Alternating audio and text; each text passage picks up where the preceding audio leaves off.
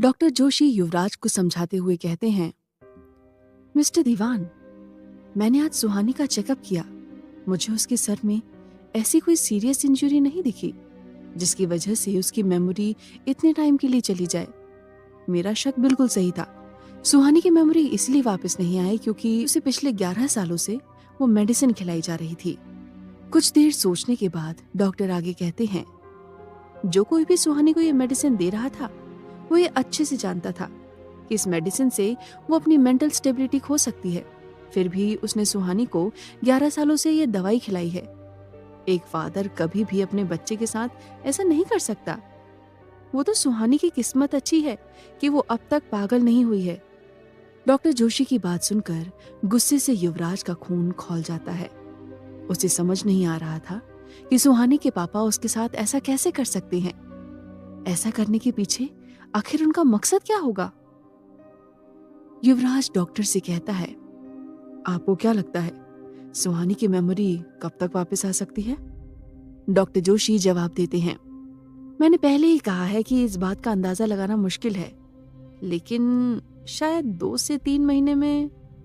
Doctor Joshi की बात पूरी होने के बाद युवराज अपनी चेयर से उठ जाता है। युवराज के उठते ही डॉक्टर जोशी भी खड़े हो जाते हैं। युवराज डॉक्टर जोशी को थैंक्स बोलकर हॉस्पिटल से निकल जाता है। युवराज और सुहानी कार से कॉलेज की तरफ जा रहे थे। इस वक्त दोनों बिल्कुल खामोश थे। सुहानी अपनी मेमोरी वापस आने की उम्मीद में मुस्कुरा रही थी, तो वहीं युवराज सुहानी के डैड की इस हरकत की वजह जानने की कोशिश कर रहा था। तभी सुहानी का मोबाइल बजता है। सुहानी अपने बैग से अपना मोबाइल बाहर निकाल कर देखती है और खुद से कहती है, अरे पापा का कॉल इस वक्त। ये सुनते ही युवराज अपना ध्यान उस कॉल को सुनने में लगा देता है। सुहानी अपने डैड से बात करने लगती है। सुहानी कहती है, हाँ पापा, मैंने कल रात भी दवा खाई थी। आप रोज रोज एक ही सवाल क्यों करते हो? युवराज को सुहानी और उसके पापा की बात सुनकर उसके पापा पर और भी शक होने लगता है। सुहानी के फोन कट करते ही युवराज उससे कहता है, तुम्हारे डैड का कॉल था? सुहानी खुश होकर कहती है, हाँ। युवराज आगे कहता है, क्या कह रहे थे? सुहानी उसी खुशी के साथ कहती है, पूछ रहे थे कि कल रात मैंने दवाई खाई थी या नहीं। वो मुझे हर रात कॉल करके मेडिसिन लेने के लिए याद दिलाते हैं, लेकिन कल रात वो कॉल नहीं कर पाए थे ना, इसलिए उन्होंने यही पूछने के लिए कॉल किया। मेरे पापा मुझसे बहुत प्यार करते हैं। युवराज सामने देखते हुए धीमी आवाज में कहता है, हाँ वो तो मैंने देख ही लिया है। सुहानी युवराज की बात ठीक से सुन नहीं पाती और कहती है, क्या कहा आपने? युवराज बात को बदलते हुए कहता है, तो क्या तुमने अपने पापा को बता दिया कि तुमने मेडिसिन चेंज कर लिया है? सुहानी कहती है, नहीं, मैंने उन्हें नहीं बताया है। युवराज सुहानी को देखते हुए पूछता है, क्यों? सुहानी एक्साइटेड होकर कहती है, जब मेरी मेमोरी वापस आ जाएगी तो मैं उनको सरप्राइज दूंगी। वो फुसफुसाते हुए कहता है, सरप्राइज नहीं, शॉक मिलेगा उनको। दोपहर के 12 बजे थे। इस वक्त भी पुराना रोड बिल्कुल सुनसान था। पिछले कुछ दिनों से वहां होने वाली मौतों का आंकड़ा बढ़ने लगा था। एक आम इंसान रात को तो दूर, दिन में भी पुराने रोड के आसपास नहीं भटकता था। पुराने रोड से कुछ ही दूर पर जंगल के अंदर विशिंग वेल था। विशिंग वेल के पास ही वहां होने वाले मर्डर्स के विक्टिम्स की डेड बॉडी मिलती थी। उसके चारों तरफ एक बैरियर लगा था जिसे पुलिस वालों ने लगाया था ताकि कोई भी उस तरफ ना जाए। तभी एक ब्लैक बुलेट बाइक चलते हुए पुराने रोड पर आती है। पुराने रोड से वो बाइक जंगल के अंदर जाने लगती है। जंगल के पथरीले रास्ते पर भी वो बाइक उतनी ही तेजी से चल रही थी जैसे रोड पर। वो बाइक तेजी से चलती हुई विशिंग वेल के पास आकर रुकती है। बाइक की तेज आवाज जंगल में गूंज रही थी। बाइक पर और कोई नहीं बल्कि समायरा बैठी थी। बाइक को स्टैंड पर लगाकर समायरा विशिंग वेल की तरफ बढ़ती है। वो पुलिस के लगाए बैरियर को क्रॉस करते हुए विशिंग वेल के पास आ जाती है। दिन में सूरज की रोशनी में भी विशिंग वेल बहुत भयानक दिखाई दे रहा था। उस कुएं की रेलिंग बड़े बड़े पत्थरों से बनी थी, जो कि 200 साल पुरानी थी। समायरा बिना किसी एक्सप्रेशन के उस विशिंग वेल को ध्यान से देख रही थी। समायरा अपना हाथ कुएं की रेलिंग की तरफ बढ़ाती है और उस पर अपना हाथ रख देती है। विशिंग वेल पर अपना हाथ रखते ही समायरा के चेहरे पर हल्की घबराहट आ जाती है। इसके बाद वो अपनी आंखें बंद कर लेती है। अब समायरा के चेहरे पर शिकन थी। ऐसा लग रहा था जैसे समायरा बंद आंखों से कुछ देख रही है और साथ ही कुछ ढूंढने की कोशिश कर रही है। वो कुछ देर तक विशिंग वेल पर अपना हाथ रखकर आंखें बंद किए हुए खड़ी रहती है। फिर अचानक से उसकी आंखें खुलती हैं और वो अपना हाथ उस विशिंग वेल से हटाते हुए कहती है, मुझे कुछ महसूस क्यों नहीं हो रहा है? समायरा विशिंग वेल के चारों तरफ घूमते हुए उसे बड़े गौर से देखने लगती है, जैसे वो उस रेलिंग पर कुछ ढूंढ रही हो। कुछ ही देर में उसकी नजर एक जगह पर जाकर रुक जाती है। उसे रेलिंग के एक कोने पर अजीब सा निशान दिखता है। उस निशान को देखते ही समायरा की आंखों में चमक आ जाती है। समायरा उस निशान को पास से देखने के लिए नीचे झुक जाती है और मुस्कुराते हुए कहती है, आखिर ये मिल ही गया, अब मैं अपना काम आगे बढ़ा सकती हूँ। ये कहकर समायरा अपना हाथ उस निशान पर रख देती है। उस निशान को छूते ही समायरा को एक जोर का झटका लगता है। वो झटका इतना तेज था कि समायरा कई फीट पीछे जाकर जमीन पर गिर जाती है। एक पल के लिए समायरा की चीख वहां गूंज जाती है। वो अब अपने पीठ के बल पर जमीन पर पड़ी हुई थी। उसे काफी चोट लगी थी और दर्द की वजह से वो हिल भी नहीं पा रही थी। समायरा अपनी पूरी ताकत लगाकर वहीं बैठ जाती है।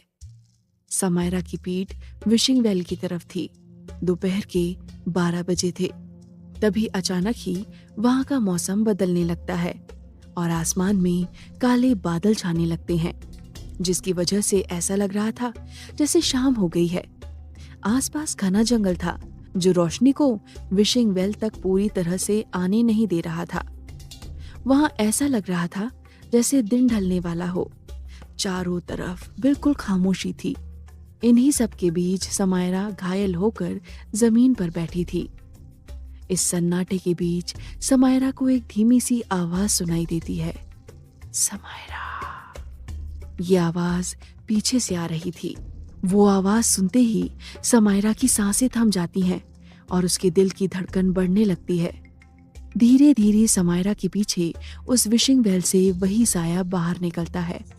समायरा पीछे मुड़कर तो नहीं देखती, लेकिन उसे एहसास हो रहा था कि उसके पीछे कौन है। समायरा जमीन को देखते हुए कहती है, मैं कमजोर नहीं पड़ सकती। वो साया हवा में उड़ते हुए धीरे धीरे समायरा के ठीक पीछे आता है और फिर अचानक से उसके सामने आ जाता है। समायरा की नजरें झुकी हुई थीं। उसे एहसास हो गया था कि अब वो साया उसके ठीक सामने है। समायरा अपनी तेज सांसों को संभालते हुए धीरे धीरे अपना सर उठाती है और उसकी नजर अपने सामने उस साए पर जाती है। उस साए को देखते ही समायरा की रूह कांप जाती है। अब उसकी आंखों के सामने कुछ विजुअल्स आने लगते हैं और समायरा कुछ पल के लिए बीते हुए वक्त में चली जाती है। वो देखती है कि 15 साल की एक लड़की विशिंग वेल के पास रोते हुए बैठी थी। उसकी आंखों में दुख से ज्यादा डर था। वो चाहकर भी अपनी जगह से हिल नहीं पा रही थी। अंधेरी रात में वहां किसी औरत की दर्दनाक चीख गूंज रही थी। उस लड़की के ठीक सामने वो साया था। उस साये ने एक औरत की गर्दन पकड़कर उसे जमीन से ऊपर उठा दिया था। साये के नाखून उस औरत की गर्दन में धंसते जा रहे थे और उसकी गर्दन से खून बहते हुए जमीन पर गिर रहा था। वो लड़की ये सब देखते हुए चीख रही थी। वो 15 साल की लड़की और कोई नहीं, समायरा थी। तभी उस साये से एक भयानक आवाज आती है, इतने सालों बाद। उस साये की आवाज सुनकर समायरा प्रेजेंट में आ जाती है। वो अपनी आंखें बंद करके खुद से कहती है, नहीं समायरा, तू डर नहीं सकती, तेरा डर ही इसकी ताकत है। ये सोचकर समायरा अपनी आंखें खोलती है और गुस्से से उस साय को देखती है। ऐसा लग रहा था जैसे उसका सारा डर कहीं चला गया है। समायरा उठकर अपने कपड़े से धूल झाड़ते हुए कहती है, हाँ, इतने सालों बाद मैंने सोचा कि तुम्हारी ये गंदी भयानक शक्ल एक और बार देख लूं। वो क्या है ना, तुम्हारा वक्त खत्म जो होने वाला है। वो साया गुस्से में और भी भयानक आवाज में कहता है, क्यों आई हो यहाँ? समायरा अपने डर के ऊपर मुस्कुराहट लिए हुए कहती है, तू तो मुझे ही देखकर डर गई। भूल गई क्या? वो दिन अब पास आता जा रहा है। सिर्फ 6 महीने ही बाकी हैं। अब तो और भी लोग यहाँ आएंगे। समायरा की बात सुनकर वो साया तेज आवाज में कहता है, तुम क्यों आई हो यहाँ? समायरा गुस्से में उस साय को घूरते हुए कहती है, तुमसे तुम्हारी सबसे कीमती चीज छीनने आई हूं, युवराज। ये सुनते ही वो साया गुस्से से गुर्राने लगता है और अपने एक हाथ से समायरा की गर्दन पकड़कर उसे जमीन से कुछ फीट ऊपर उठा देता है। एक पल के लिए समायरा की सांसें रुक जाती हैं। साय की पकड़ में उसका दम घुट रहा था और वो छटपटा रही थी। वो साया समायरा से कहता है, युवराज सिर्फ मेरा है और उसे मुझसे कोई नहीं छीन सकता। तू भूल गई क्या? 11 साल पहले तेरी माँ ने भी यही कोशिश की थी और मैंने उसका क्या हाल किया था? उस साय की बात सुनकर समायरा की आंखें नम हो जाती हैं। उसे फिर से वही विजुअल्स दिखने लगते हैं जो उसे कुछ पल पहले दिख रहे थे। वो गुस्से में अपने दांत पीसते हुए कहती है, मुझे सब याद है और वही हिसाब बराबर करने में वापस आई हूँ। मैं तुझे नहीं छोड़ूंगी। ये कहते ही समायरा हवा में लटकते हुए ही अपने पॉकेट से बबूती निकालती है और मंत्र पढ़ने लगती है। समायरा को मंत्र पढ़ते देख उस साय से आवाज आती है, ये बबूती तुझे मुझसे नहीं बचा सकती। अब इसका मुझ पर कोई असर नहीं होता। उस साय ने काफी देर तक समायरा का गला पकड़ा हुआ था। अब समायरा को सांस भी नहीं आ रही थी। वो अपनी सांसें संभालते हुए कहती है, मुझे पता है इस बबूती का तुम पर कोई असर नहीं होता, लेकिन सिर्फ रात में। तुम्हें क्या लगता है मैं यहाँ दिन में क्यों आई हूँ? ये कहते ही समायरा वो भभूति उस साय के ऊपर उड़ा देती है। जैसे ही भभूति उस साय पर पड़ती है, उसकी पकड़ समायरा की गर्दन से छूट जाती है और वो नीचे गिर जाती है। साया हवा में कुछ कदम पीछे हो जाता है। जमीन पर गिरते ही समायरा फुर्ती से उठती है और दौड़ते हुए अपने बाइक की तरफ बढ़ती है।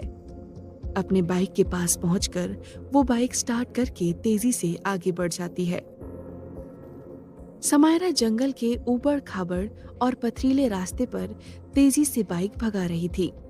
जैसे ही वो जंगल से बाहर रोड पर पहुंचने वाली होती है, उसके पीछे से एक घूमती हुई कटार आती है और समायरा के पीठ पर घुस जाती है।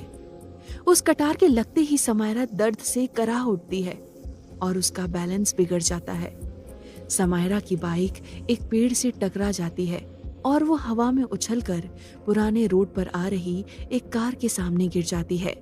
किसी को कार के सामने गिरते देख कार का ड्राइवर फौरन ब्रेक लगा देता है और समायरा कार के नीचे आने से बच जाती है। वो कार अर्नव की थी, जिसे अमन चला रहा था। समायरा को अपनी गाड़ी के सामने देखकर अर्नव के साथ साथ गोपाल और अमन भी सकते में आ जाते हैं। क्या होगा जब अर्नव और समायरा का सामना होगा? क्या अर्नव समायरा की जान बचा पाएगा? जानने के लिए सुनते रहिए ये कहानी। कार के रुकते ही अर्नव, अमन और गोपाल भागते हुए समायरा के पास जाते हैं। समायरा पेट के बल सड़क पर पड़ी थी। अर्नव उसके पास जाकर घुटने के बल बैठ जाता है। अर्नव ने अभी तक समायरा का चेहरा नहीं देखा था। सबसे पहले उसकी नजर समायरा के पीठ पर लगे कटार पर जाती है। उससे बहुत खून बह रहा था। अर्नव बिना देर किए धीरे से वो कटार बाहर निकालता है और उस जगह को एक कपड़े से बांध देता है। इसके बाद अर्नव समायरा की बॉडी को पलटता है अब अर्नव के सामने समायरा का चेहरा था। उसका चेहरा देखते ही अर्नव हैरान रह जाता है। उसे याद आता है कि कुछ दिनों पहले इसी रोड पर समायरा ने ही अर्नव की जान बचाई थी। समायरा अब तक बेहोश हो चुकी थी। अर्नव हैरानी से उसी को देख रहा था। तभी अमन बोल पड़ता है, सर ये तो वही लड़की है जिसने उस दिन बंगले के बाहर मुझे वो भभूति दी थी और आपकी जान बचाई थी। अमन की बात सुनकर अर्नव और भी हैरान रह जाता है। अगले ही पल उसकी नजर समायरा की चोट पर पड़ती है। इतने दूर से गिरने की वजह से उसके सर पर एक गहरी चोट लगी थी, जिससे बहुत खून बह रहा था। अर्नव समायरा को गोद में उठाकर कार के अंदर ले जाता है। अमन कार स्टार्ट करके हॉस्पिटल की तरफ बढ़ जाता है। इधर सुहानी हॉस्पिटल से कॉलेज आकर निशा और विवेक को ढूंढ रही थी। उन्हें ढूंढते हुए जब वो कैंटीन पहुंचती है, वो देखती है कि निशा और विवेक वहां मुंह लटकाए बैठे थे। उनके हाथ में कॉफी मग था, लेकिन वो दोनों उसे पी नहीं रहे थे। ऐसा लग रहा था जैसे दोनों को कोई गहरा सदमा लगा हो। सुहानी उनके पास जाकर एक चेयर पर बैठ जाती है। सुहानी को देखकर वो दोनों और भी नाराज हो जाते हैं। सुहानी उन दोनों से कहती है, क्या हुआ? तुम दोनों का मुंह गुब्बारे की तरह क्यों फूला हुआ है? विवेक चिढ़ते हुए कहता है, तुम कहाँ थी और पुलिस स्टेशन क्यों नहीं आई? तुम्हें पता है वहाँ हमारे साथ क्या हुआ? सुहानी हड़बड़ाते हुए कहती है, क्या हुआ? निशा भी चिढ़कर कहती है, छोड़ो विवेक, हमें से बात ही नहीं करनी है। सुहानी माफी मांगते हुए कहती है, अरे सॉरी यार, मैं वहां नहीं आ पाई। तुम दोनों इतना क्यों गुस्सा हो रहे हो? विवेक गुस्से में कहता है, गुस्सा क्यों हो रहे हैं? तुम्हें पता है एएसपी सर ने हमें कितना सुनाया है? कुछ इन्फॉर्मेशन तो मिली नहीं, उल्टा हम अपनी इंसल्ट करा के आ गए। सुहानी हैरानी से कहती है, क्या तुम दोनों को वहां डांट पड़ गई? निशा फिर से चिढ़ते हुए कहती है, हाँ, एएसपी सर ने हमें बुरी तरह से सुना दिया और इन सब चीजों से दूर रहने की वार्निंग भी दे दी। सुहानी कंफ्यूज होकर कहती है, अगर एएसपी सर ने तुम दोनों को डांट दिया तो तुम दोनों मुझसे क्यों गुस्सा हो? निशा कहती है, क्योंकि तू वहां नहीं थी और तुझे डांट नहीं पड़ी। ये मिशन तो हम तीनों का है, तो डांट भी तो बराबर पड़नी चाहिए ना। निशा की बातें सुनकर सुहानी अपनी हंसी छुपाते हुए कहती है, तुम लोग इसलिए गुस्सा हो कि मुझे डांट नहीं पड़ी? सुहानी के सवाल का निशा और विवेक कोई जवाब नहीं देते। उन दोनों को ऐसे गुस्से में देखकर सुहानी की हंसी छूट जाती है और वो जोर जोर से हंसने लगती है। उसे हंसते देखकर निशा और विवेक को लगता है जैसे सुहानी उन दोनों को चिढ़ा रही है। इससे उनका गुस्सा और भी बढ़ जाता है। कुछ देर बाद सुहानी उन दोनों को समझाते हुए कहती है, अरे यार, मैं पुलिस स्टेशन नहीं आ पाई क्योंकि मैं हॉस्पिटल गई थी। ये सुनकर विवेक और निशा अपना गुस्सा भूल जाते हैं और दोनों साथ में कहते हैं, हॉस्पिटल क्यों गई थी? तेरी तबीयत तो ठीक है ना? सुहानी मुस्कुराते हुए कहती है, हाँ, मेरी तबीयत बिल्कुल ठीक है। मैं हॉस्पिटल इसलिए गई थी क्योंकि सुहानी निशा और विवेक को सारी बातें बता देती है। सारी बातें सुनकर वो दोनों भी बहुत खुश हो जाते हैं। निशा खुश होकर कहती है, चल अच्छा है, अब तू गजनी नहीं रहेगी और तुझे तेरा पास्ट और तेरे रियल मॉम डैड भी याद आ जाएंगे।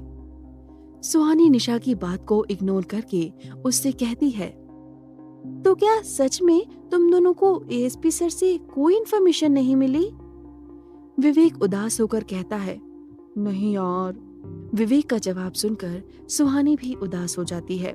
उसे उदास देखकर निशा कहती है, सुहानी तू भी किसकी बात सुन रही है? ये ना आज डांट खाकर सदमे में चला गया है, इसीलिए इसे कुछ याद नहीं आ रहा है। हमें वहां से एक इन्फॉर्मेशन मिली है। सुहानी और विवेक क्यूरियस होकर निशा की तरफ देखते हुए कहते हैं, कौन सी इन्फॉर्मेशन?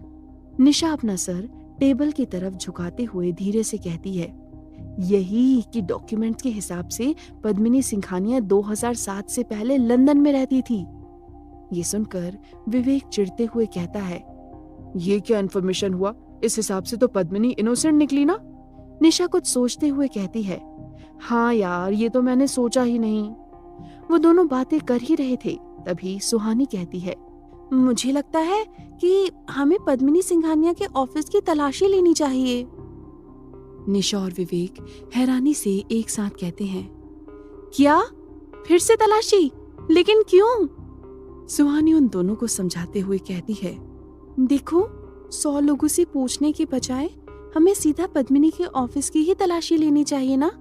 उसके सारे डॉक्यूमेंट्स वहीं मिल जाएंगे और हमें सच का पता भी चल जाएगा।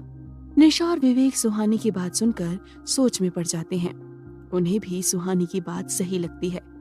अब तो तीनों पद्मिनी का राज खोलने के लिए किसी भी हद तक जाने के लिए तैयार थे। विवेक कुछ सोचकर कहता है, तो हमें ये काम कब करना है? सुहानी कहती है, परसों संडे है, उस दिन कॉलेज में बहुत कम लोग आते हैं। उस दिन पद्मिनी के ऑफिस में घुसना आसान रहेगा। दूसरी तरफ अर्नव, गोपाल और अमन लाइफ केयर हॉस्पिटल के ऑपरेशन थिएटर के बाहर खड़े थे। उन तीनों के चेहरे पर टेंशन साफ दिख रही थी। गोपाल परेशान आवाज में अर्नव से कहता है, सर ये पुराना रोड तो दिनों दिन खतरनाक होता जा रहा है। वहाँ रात को तो लोगों की मौत होती ही थी, अब दिन में भी हमले शुरू हो गए हैं। ये सुनकर अर्नव सोच में डूब जाता है और थोड़े टाइम बाद कहता है, नहीं गोपाल, शायद ये अटैक उसने नहीं किया है जो रात को लोगों को मारता है। गोपाल कहता है, सर आप ये कैसे कह सकते हैं? अर्नव आगे कहता है, गोपाल, इससे पहले जो मौतें हो रही थी उनकी गर्दन पर एक अजीब सा निशान होता था जो शायद किसी जानवर का होगा, लेकिन इस लड़की पर किसी ने चाकू से हमला किया है, वो भी पीछे से। शायद ये उस हमलावर से भागने की कोशिश कर रही थी और उसने इस पर पीछे से अटैक किया हो। अमन बीच में ही बोल पड़ता है, नहीं सर, आप समझ नहीं रहे हैं। जिस हथियार से उस लड़की को मारा गया है वो कोई नॉर्मल चाकू नहीं बल्कि अभिमंत्रित कटार है। अमन इतना ही कह पाया था, तभी ऑपरेशन थिएटर का दरवाजा खुलता है। वहां से डॉक्टर बाहर आते हैं। अर्नव, गोपाल और अमन डॉक्टर के पास जाते हैं। डॉक्टर अर्नव से कहते हैं, पेशेंट अब खतरे से बाहर है, लेकिन अभी वो बेहोश है, शायद कल सुबह तक होश आ जाए। ये जानकर कि समायरा खतरे से बाहर है, अर्नव चैन की सांस लेता है। वो अमन की तरफ मुड़कर कहता है, अमन, आज रात तुम यहीं हॉस्पिटल में रहोगे। हो सकता है जिसने इस पर अटैक किया था वो फिर से अटैक करने की कोशिश करे। अमन हाँ में अपना सर हिलाता है और अर्नव हॉस्पिटल से चला जाता है। शाम के 5 बजे थे। युवराज ड्राइव कर रहा था। तभी एक सुनसान जगह पर वो अपनी कार रोक देता है। एक पतला दुबला लड़का आकर युवराज की कार में उसकी पास वाली सीट पर बैठ जाता है। ये वही लड़का है जिसने पिछली बार युवराज को सुहानी की इन्फॉर्मेशन दी थी। युवराज सामने देखते हुए कहता है, शुरू करो। वो लड़का सस्पेंस रिवील करने के अंदाज में कहता है, मिस्टर दीवान, ये सुहानी शर्मा के डैड आलोक शर्मा का कुछ बहुत बड़ा पंगा है। युवराज अपनी सख्त आवाज में कहता है, वो मुझे पता है, तुम ये बताओ तुमने क्या पता किया? युवराज के इस एटीट्यूड से उदास होकर वो लड़का कहता है, मिस्टर दीवान, पिछले कई दिनों से मैंने आलोक शर्मा पर नजर रखी थी। जब मैंने उसके बारे में पता किया तो मुझे पता चला कि वो एक गवर्नमेंट स्कूल में टीचर है और उसकी सैलरी कुछ 50,000 है। युवराज गुस्से में कहता है, क्या बकवास कर रहे हो? मैंने उसकी सैलरी पता करने के लिए तुम्हें उसके पीछे नहीं लगाया था। युवराज का गुस्सा देखकर वो लड़का घबराते हुए उसे कहता है, मिस्टर दीवान, आप पहले मेरी पूरी बात तो सुनिए। युवराज अपना गुस्सा कंट्रोल करते हुए कहता है, ठीक है, बोलो। युवराज को शांत होते देख वो लड़का कुछ रिलैक्स होता है और कहता है, मिस्टर दीवान, आलोक शर्मा की सैलरी तो 50,000 है, लेकिन उसकी लाइफस्टाइल 50,000 वाली नहीं है। युवराज कंफ्यूज होकर उस लड़के को देखता है। वो लड़का आगे कहता है, आलोक शर्मा का घर बहुत ही लग्जरियस है। उसके पास 2 लग्जरी कार भी हैं, जो कोई नॉर्मल टीचर अफोर्ड नहीं कर सकता। उसके पूरे परिवार की लाइफस्टाइल बहुत ही हाई फाई है। युवराज अब सोच में पड़ जाता है। उसे ये सब बहुत अजीब लग रहा था। युवराज को याद आता है कि इस सेमेस्टर से पहले सुहानी बहुत नर्वस थी। उसे डर था कि अगर उसके 95% से कम आए तो उसकी स्कॉलरशिप चली जाएगी और वो अपनी पढ़ाई कंटिन्यू नहीं कर पाएगी। हॉस्पिटल के लिए भी सुहानी पैसों की वजह से ही झिझक रही थी। युवराज अपने मन में कहता है, अगर सुहानी के डैड इतने अमीर हैं तो सुहानी को पैसे की कमी कैसे हो सकती है? और उसका लाइफस्टाइल भी बहुत ही सिंपल है। उसे देखकर लगता नहीं कि उसके पेरेंट्स इतने रिच हैं। युवराज अपने ख्यालों में ही खोया था। तभी वो लड़का युवराज के चेहरे के सामने अपना हाथ हिलाते हुए कहता है, मिस्टर दीवान, आप कहाँ खो गए? उस लड़के की आवाज से युवराज प्रेजेंट में आ जाता है। युवराज कहता है, हाँ तो क्या कह रहे थे तुम? वो लड़का सस्पिशियस आवाज में धीरे से कहता है, मिस्टर दीवान, मैं कई दिनों से उसके घर के बाहर रुककर उस पर नजर रख रहा था। एक रात वहां एक अजीब बात हुई। युवराज कहता है, कौन सी बात? वो लड़का उस रात के बारे में बताते हुए कहता है, मैं आलोक शर्मा के घर से कुछ दूर अपनी कार पार्क करके उस पर नजर रख रहा था। उस वक्त रात के 1 बज रहे थे और मैं अपनी कार में बैठकर बर्गर खा रहा था। ये सुनकर युवराज के चेहरे पर इरिटेशन वाले एक्सप्रेशन आने लगते हैं। युवराज के एक्सप्रेशन पर बिना ध्यान दिए हुए वो लड़का आगे कहता है, तभी मैंने देखा एक लंबा चौड़ा आदमी जिसने एक लंबी सी ब्लैक जैकेट पहनी हुई थी, आलोक शर्मा के घर के पास आकर रुक गया। वहां आसपास काफी अंधेरा था और उसने चेहरे पर मास्क लगाया था, इसलिए मैं उसका चेहरा नहीं देख पाया। उस आदमी ने वहां कुछ देर तक अपने आसपास देखा, फिर अपने जैकेट के पॉकेट से एक पैकेट जैसा कुछ निकाला और उस पैकेट को आलोक शर्मा के घर के सामने वाले डस्टबिन में डालकर चला गया। युवराज फौरन बोल पड़ता है, क्या था उस पैकेट में? वो लड़का युवराज को समझाते हुए कहता है, मिस्टर दीवान, आप थोड़ा पेशेंस रखिए ना, मैं सब बता रहा हूँ। युवराज को उस लड़के पर बहुत गुस्सा आ रहा था, लेकिन वो शांत होकर उस लड़के की बात सुनता है। वो लड़का आगे कहता है, जब उस आदमी के जाने के बाद वहां कोई भी नहीं आया तो मैं उस डस्टबिन के पास गया और वो पैकेट निकाल कर देखने लगा। जब मैंने वो पैकेट खोला तो उसमें 2000 के नोट की गड्डियां रखी थीं। मैंने वो पैसे गिने तो नहीं, लेकिन वो लगभग 3 लाख रुपए रहे होंगे। उस लड़के की बात सुनकर युवराज और क्यूरियस हो जाता है। उसे सुहानी के पापा पर तब से शक हो रहा था जब से उसने डॉक्टर से वो सब सुना था। वो लड़का आगे कहता है, मिस्टर दीवान, स्टोरी अभी खत्म नहीं हुई है, अभी आगे सुनिए। युवराज अपनी बेसब्र आंखों से उस लड़के को देख रहा था। वो लड़का कहता है, जैसे ही मैंने वो पैकेट डस्टबिन में डाला वैसे ही आलोक शर्मा अपने घर से बाहर निकला। बाहर निकलकर वो अपने आसपास देखने लगा। उसके आते ही मैं छुप गया था। जब उसने आसपास किसी को नहीं देखा तब वो उस पैकेट को डस्टबिन से निकालकर घर के अंदर ले गया। युवराज कहता है, फिर अगले दिन क्या हुआ? वो लड़का जवाब देता है, ये कल रात की ही बात है, आज मैं यहाँ आपके सामने हूँ। वो लड़का कुछ सोचते हुए कहता है, मिस्टर दीवान, मुझे ये आलोक शर्मा बिल्कुल भी ठीक नहीं लग रहा है। उसके साथ कोई बहुत बड़ा पंगा है। कौन था वो आदमी?